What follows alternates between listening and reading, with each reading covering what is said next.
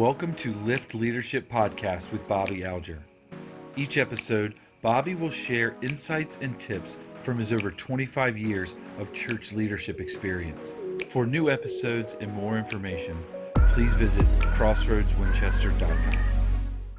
Hello, everyone. I'm Bobby, and this month's topic with Lift Leadership is leading with backbone. I found this quote from James Baldwin. He said, "Not everything that is faced can be changed, but nothing can be changed until it's faced." I like that. Let me say it again. Not everything that is faced can be changed, but nothing can be changed unless it's faced. The reason I like that is because it really puts things in perspective for us. Because sometimes we face things and we think that we can actually change it, and then we end up controlling it, or we end up adding ways that just makes it worse. But in reality, sometimes there's things that we face that we can't change. On the other hand, I like this perspective because it says that if something is going to change, we have to face it. We can't run away from it. We can't just think it's going to go away. But there's times that we do need to have those critical conversations, and that we do need to engage and face things. And it's not going to go away until we tackle it. I've been in church leadership now for over 27 years, and one of the things I've heard along the way is that leading a church is the most challenging and complex thing or organization on the face of the earth. And I'm thinking, why is that? Well, there's several factors, and some of the things are not necessarily unique to church, but there's one aspect that is. And the first thing is that you really don't have employees. I mean, I understand that most churches have a staff of some sort, which you could hire and fire. But most of your congregation is just made up of volunteers. In other words, you can't hire and fire your congregation. And so you have to lead in a different way with that kind of volunteer organization. And in a church setting, you even ask people to give 10% of their income. And so that's even more challenging at times. But even so, there's volunteer organizations today that people pay to become members, and they participate as well. But the other factor in a church is that it's spiritual in nature, and therefore you have spiritual enemies, not just like in other organizations. And so it is extremely complex to lead in a church situation. And so therefore I say it takes greater backbone for a leader to lead in a church setting than perhaps in other settings. But how do you lead? I think of three things, and that is you have to lead through inspiration, through connection, and also through cooperation. And when you set out to grow, obviously, in any organization, you're going to face obstacles. Now, in a normal situation, such as businesses and so forth, you hire people and you fire people based upon their performance. But in a volunteer setting, such as a church, that is not the case. You can't hire and fire them just because things are going wrong. You have to figure out other solutions and ways to lead in that. And so, again, that's where it takes backbone in the church. In the current cultural climate that we live in, definitely backbone is needed. And so I've listed 4 characteristics that I see as leading with backbone. And we'll just walk down with these 4 together and see what you think in your setting, and how if you can relate to these. The first one is that someone that's leading with backbone, they've settled an allegiance to a higher calling than just pleasing those they lead. For example, the popular TV show Chicago PD, the lead actor Hank Voight, he's in a dispute with the mayor at that time.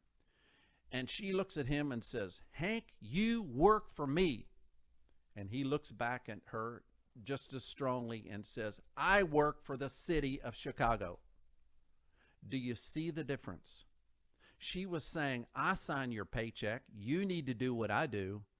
But he had a higher calling, an allegiance to something greater than just the mayor. He said, I work for the city of Chicago. And so that gives us an illustration of the fact that when we have backbone as leaders, it's more than just the organization that we work for. It's something higher than that. It's a greater vision. It's a greater goal that's even outside of that organization, not just the people within.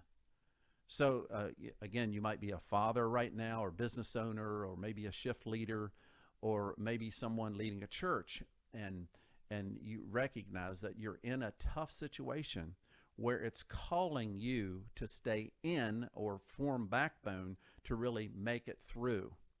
In the Bible, I think about the Apostle Paul. He often started his letters with this statement. He said, I am a bond servant of the Lord Jesus Christ. What did he mean by that? Paul obviously was a strong leader, and he started churches and led people, but yet he recognized that first and foremost, he had a greater calling or a higher calling than just the people that answered to him or he answered to them. And so a strong leader settles the fact that they work for someone or something greater than just within the organization. That's what I call a leader with backbone. They have a higher authority that they're answering to, a greater goal than just those in front of them. So my question to you is, have you settled that? And as you and I settle that, then we begin to form this backbone that's needed in leadership. The second point that I have here in leaders with backbone is they do not change direction just because of emerging issues complicate the situation. You know, this last year has been extremely challenging for a lot of people. I mean, not just businesses, but churches, organizations, because of the pandemic. And we're located in Virginia, so our governor imposed restrictions on public gatherings, and churches were included. And so one of those he gave, in doing that, he also gave exemptions. And one of those exemptions was that you can remove a mask for a religious ritual. Therefore, I decided, therefore I decided that our whole service was a religious ritual based upon a verse in the Bible. And I also decided that individuals can take charge of their own health, that I didn't need to govern for them whether or not they wore a mask or they didn't wear a mask when they came to meet on Sundays at the church. I figured that the people were big enough and able enough to make that decision on their own. I also did something in a spiritual nature, and that is pray Psalm 91, which there's promises given in that psalm. I prayed that over our gathering. And as a result, as I am not aware that anybody came to our gatherings on Sundays that contracted COVID afterwards. Now, people did get COVID in our congregation during the week, but it was never connected to a Sunday gathering. And so another thing that happened is it just got complicated when the lockdown started. I mean, we had to start a live stream. We had never done that before. There was equipment. There was a learning curve. There were problems. And there was just a whole host of people that we're used to seeing we didn't see, and other people came and other people stayed away, and it was just extremely complicated during that time to pastor people in that way.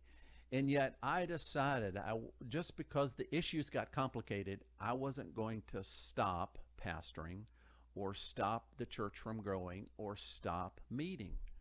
I decided to, again, raise my backbone, so to speak, and to plow through. And so it wasn't easy. It was challenging. It was emotionally exhausting at times. And yet I decided that I was just going to keep moving forward regardless of how complicated that it got. You know, there's really two kinds of problems that we face when things get challenging. First of all, there's problems that we figured we probably were going to face. In other words, you start something new, you're going to get a new set of problems. We would expect that. There's a learning curve, just like in live stream, and people's opinion. There's a learning curve, and how do we handle all of that? And then there's also problems that we don't expect. And so the problems that we do expect, we can kind of wade in and determine that because we saw it coming. We realize that we're doing something new and there's going to be things in our way. But then the unplanned problems, those are the ones that often take us out. Those are the ones that say, well, let's just quit. Let's just stop. Let's just not keep going forward. And that's the unplanned problems are the ones where we need backbone as leadership. Because we expect problems in one sense, but then the unplanned ones, the curveballs, the ones from that we got taken out from the backside that we didn't see coming, those are the ones that oftentimes exhaust us to the place that we say, I think I'll just quit. That's the time when backbone is needed. We hit a pocket of resistance and we think, am I going to make it through? And sometimes it immobilizes us for a period of time until we assess where we need to go. Well, at that moment, I really ask myself 4 questions when I have unplanned problems that attack me. And the first one is this. Maybe you can relate. I ask myself, is this problem momentary, or is it starting a trend that I'm going to have to take care of? See, if something's momentary, I can let it go. But if it's starting a trend, then I have to jump in and take care of it. The second question I ask myself is this problem within my control to fix, or is it outside of my control to fix? Some things we can just tweak and take care of. Other things take expertise from other people and that we have to bring in. It's just outside of my control to fix. And so I ask myself that question. Is it within or without my control to fix? The third one is it a human problem, or is it an equipment related problem? Sometimes we can just limp along with equipment that needs to be replaced, and leaders with backbone call it and say, you know what, we need to get a new computer here, or we need to get an additional piece of equipment here in order to make things work smoother. And that's what leaders with backbone do. Or maybe you have human error, and that's, again, you have to extend grace and help people develop skill, which leads into my fourth one. And that is a question I ask is the problem related to a lack of skill that more training is needed? Or, so we have to give more training. Is that a factor here? So I ask myself those 4 questions when I'm in the midst of problems that are emerging, whether how to change or how to navigate through. So just to recap, leaders with backbone don't change direction just because the issues get complicated. We sort it out and we plow through and we keep moving forward. Number 3, leaders with backbone can change course. In other words, we don't have to, but we can change course when others on the team present a better way that makes sense to achieve the goals in a more productive way. So we can change, but we need a reason to. I heard about this leader, actually, I think from Europe, and he led a team. And so when they would decide to set a new course for the organization they were in, and if they had hesitant people on the team said, I don't know if this will work, or I'm not too convinced about it. But at the end of the meeting, what they would do is they'd make a decision to say, we're going forward. And as they move forward in the direction, the people that felt like it was the right decision, and it ended up being the right decision, that the people that felt that were dragging their feet, they would go, well, you made the right decision, and we're glad you did. If they move forward and it was the wrong decision, the people that made the decision to move forward would say, you know what, we missed it, and you guys, you were right, and they would change course and go back to what the other people thought was the right direction and try that. I thought, wow, what an incredible, mature way to lead. That takes a leader with backbone to lead in that kind of way, to say, let's just move forward. If we hit it, we hit it. If we miss it, we miss it. And we'll change course and go back the other direction. That takes incredible backbone as a leader to lead in that way, and not have people get resentful and one up one another, and again start all kinds of strife in the organization, but just to settle it up front. We're moving forward. If we if we hit it, we hit it. We miss it, we miss it, but we're moving forward. That takes a leader with backbone. We're in the midst of redecorating our indoor facility, and so when you start redecorating, particularly in a volunteer church setting, you got creative types, and then you got traditionalists. And creative types, they want to change things every other month. The traditional types, they want to change things, they want things to last for a generation.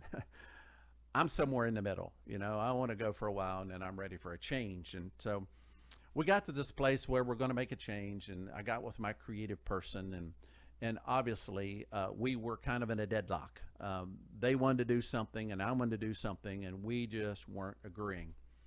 So I thought about it, and I said, you know what? We need to bring in somebody else. We need to bring in an interior design expert that both of us would agree that we're going to let this person speak into what we both want to do. And we did that, and it was an amazing experience. We brought in interior design that had ideas, and yet who we brought in was incredibly sensitive to both sides. And at the end of about 30-minute conversation, we had a win-win. I mean, the creative person and myself, we were joined together in moving forward with a plan. And so that's another thing that a leader with backbone does. They recognize that it's going to be a win-lose situation. They bring somebody from the outside in that has expertise that they trust, and then they come out win-win. That's what a leader with backbone does. They realize when they can move forward and still have a win, or we can't move forward and somebody's going to lose. They bring in an outside person, and then they end up with a win-win.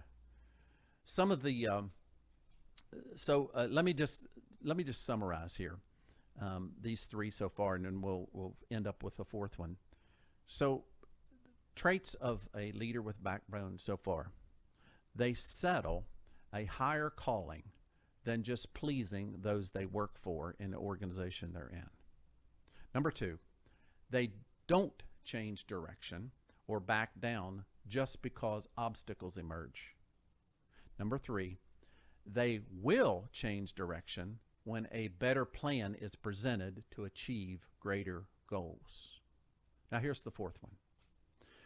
A leader with backbone hears those who disagree with them, but doesn't automatically change their point of view.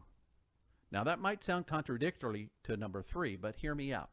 I've found over the years that people just want to be heard if they have a different opinion. They're not always expecting you to change to their view, but they really do want to be heard. And that's an important thing for a leader with backbone to do, is to recognize these people just need to be heard. Now, it's pretty tough if you're a kind of a fix-it type leader. You want to please people and fix things. Then that's going to be tough for you to do. But I've found over the years that people just need to voice things. They need to be heard. They need to express their position where they're at. And then you can continue doing what you're doing, but they feel like that they have been heard. And so a leader with backbone will do that at times. We live in an extremely feeling-driven society today. And so when you bring up living by principle, you're often ridiculed or even laughed at when you have a principle that you're trying to uphold, because everybody's living by feelings. If they like something, it's because they felt good about it. If they didn't like something, it's because they didn't feel good about it. Principle's kind of thrown out the window, but a leader with backbone has principle that they are leading from.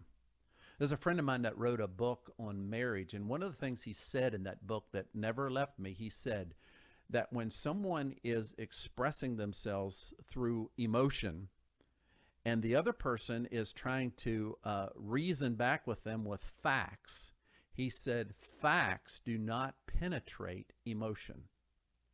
You actually have to respond to that person with the feelings or emotion in some way, not that you get equally mad, that's not what I'm saying, but you have to recognize this person is expressing themselves with feelings in an emotional way. If I try to respond back in principle or with facts, it won't be heard. It won't penetrate. And so we as a leader with backbone have to realize that we have to kind of wait until the emotion gets out of it and maybe come back at a later date, or maybe respond in a way that lets them dial down so that they can hear some facts or maybe some principles that they're not hearing because they are so emotionally charged. I thought that was so helpful in situations where, again, the society in which we live in is so emotionally driven these days that we wonder why people are not able to hear our principles or our facts or truth about a matter. It's because they just don't penetrate. I operated a lawn business for about 10 years while I was pastoring, and lawn care providers are like hairdressers. People don't change unless you really mess up their lawn. The same way with hair. You know, you go back to the same one year after year unless they really mess things up, and then you're done with them and you find another one. But I remember a new customer that I had was extremely particular in. So the first couple of mowings were fine and they seemed to go well. And then it rained for a couple of weeks and grass got really long, and I went to mow and there was a lot of clippings, and I realized it could be a problem. So I did my best to even go over the second time. And sure enough, they called me back and they said, this is not adequate. And so I went back and I raked the lawn, which I never do. And it kind of went on for a couple of weeks. And finally, they said, you know what? I want you to mow my lawn every Thursday. And that's where I stopped. And I said, you know what? Time out. Enough's enough. I said, I had enough backbone to persevere through the challenging times.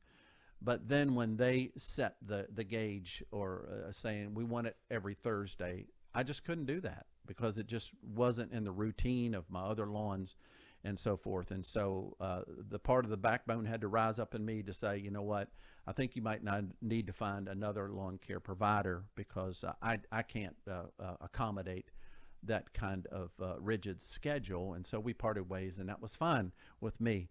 And so I realized that as you go through life, you can persevere through some things, but then you might get to a point where you say, I just can't accommodate further. And that's okay.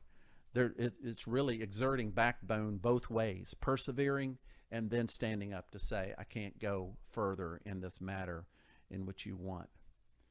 Leaders with backbone can change if a greater plan seems to achieve the goals in a more productive way. But equally so, leaders don't necessarily need to change even though someone is proposing a different way. It must be discerned. Currently, we're in a capital campaign to raise funds for a larger facility than what we're in. And when we started out, we actually had a parcel of land that was available to us that we had our eyes set on. And we even went to an architect and we had a drawing that was made so that we could visualize with the congregation what possibilities could be.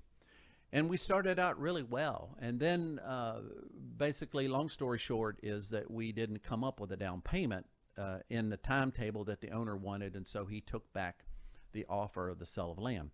So right now where we're at is that we have a vision, but it's unattached to an actual possibility of land or building. And so it's a really a very uncomfortable place to be when you have a vision, even visualized with a poster on the wall, and yet there's no land that we can walk on or no building that we can go see. That's going to be our place. And sometimes as a leader, I'm tempted to say, well, let's just give up, or let's just stop, or let's just wait until we get a piece of land or a building that we can look forward to before we continue. And yet as I assess that, I'm like, well, no, let's just continue, even though it's at a awkward place of having this unattached vision. But it's still valid, and it's something that we believe that we're called to in the future to prepare for future generations. And so let's stay in it, and let's figure out ways to communicate that connects with people, that we still raise funds in order to get ready when the time comes for either a parcel of land or even buildings. And so that's what we've done. We've said, let's head for a down payment so that we can be ready when the time arises. We'll be prepared. And so that's what we're in. It's really taken backbone for me to continue when I'd like to just give up and say, well, let's just wait until something tangible comes along to continue. But we've stayed in it, and people are connecting with it, and people are giving. And it's exciting, even though it's different than the normal ways that we raise funds for the future time. So I want to just encourage you that maybe you're in a place where you realize, wow, the issues have gotten so complicated, or the voices that I'm listening to seem to override the vision that I've had. Or do I need to change every time a different idea comes up? And again, you have to discern each situation, but I really would encourage you to write down these 4 aspects of leading with backbone and kind of wade into your situation and see where you can stiffen up, so to speak, or maybe bend a little bit in order to move forward. If there's ever a time in history that we need leaders with backbone, it's now. I mean, there's so many factors and overreaches and discord that's going on that would cause leaders just to pause or even discontinue. But now's the time. Now's the time to step up. Now's the time to lead. Now's the time to engage. And as the culture around us is pressing in on us in new ways, one of the things that I think we need to pay attention to as leaders is we need seasons of rest, and we need to kind of replenish emotionally. And if you've not watched my previous podcast, just the one before this one on self-care and leadership, I really would encourage you to go back and listen to that one so that you can make sure that as we plow through this season in our culture and in our nation and in our world, that you're replenished along the way, but you also have adequate backbone in order to lead and make decisions. The ancient king David of Israel, he penned these words in the book of Psalms. He said, "Search me, O God, and know my anxious thoughts, and lead me in the everlasting way." And I like those words because it lets me know that there's times when I need to press through. I do get anxious. And yet there's a time to take that anxiousness and set it aside and to give it up and to give it over so that I can move forward in these challenging times. I want to thank you for watching, and I if you have comments, I welcome those comments that you would give, and any way we can help you through, we'd be delighted to answer your questions. I want to also just highlight the previous podcasts that I've done in case you've missed them, in case this is your first time in. But I started out the year doing a podcast on selecting loyal leaders. And maybe you're in a place where you have a lot of discord and not sure how to find loyal leaders. Go back and watch that podcast and be encouraged about how to find people that really share your heart and your vision. The next one I did is, are you leading from vision or from values? You can actually lead from either or from both. And it really helps you sort out so that you can determine which one you're leading from so that you can engage in what you need for your organization to move forward. The third one I did this year was on decision-making models. And what I determined was that strong leaders know how to make good decisions. And there's a lot of different decision-making models out there you can choose from. But as a leader, you're really looked at as a good leader because you make good decisions. And so I really want to encourage you to go back and review that podcast so that you can find a leadership model, decision-making model that fits you and your setting, and make good decisions, and you'll be considered a strong leader. And then finally, just last month, I did one on self-care and leadership, and that's probably gotten the most views so far of people realizing they need to take care of themselves through this challenging time in history. Well, again, thank you for watching, and until next time, stiffen your backbone, and remember, Not everything that is faced can be changed, but nothing can be changed until it's faced. See you next time with another great topic to lift your leadership.